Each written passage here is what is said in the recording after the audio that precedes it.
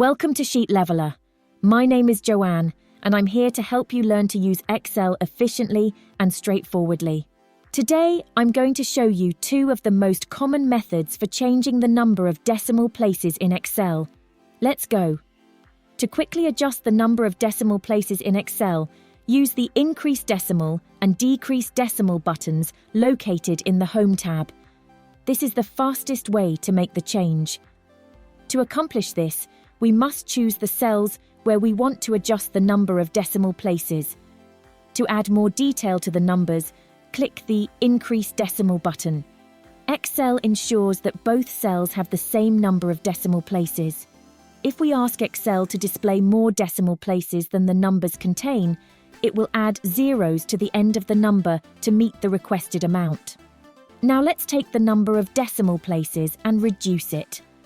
To accomplish this, we should select the Decrease Decimal button. It is important to remember that Excel will round numbers if the number of decimal places is decreased. For example, B3 contains a number that has 6 located at the 6th decimal place.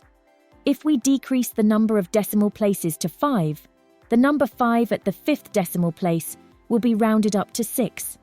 It is essential to keep in mind that when you reduce the number of decimal places in a cell, the value of that cell remains the same. The value shown in the cell will be rounded to the number of decimal places you specified, but the full figure with all its decimal places will be visible in the formula bar when you click on the cell. Now that we have discussed this, let's continue. The second most popular method of modifying the number of decimal places in Excel is through cell formatting. We need to select the cells again, just like we did previously.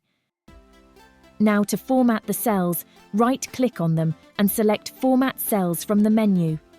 In the window that is opened, select Number from the Category section.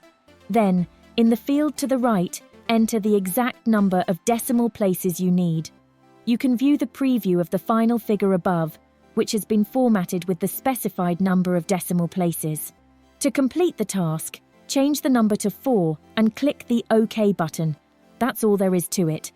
The numbers have been rounded to the appropriate number of decimal places. To understand how to modify the decimal separator in Excel, check out the tutorials provided by Sheet Leveler. You can find links to their videos in the description below. If you found this tutorial helpful, give my video a like. If this is your first time here, hit that subscribe button and join our online community. Thanks for watching, and I'll see you in the next video.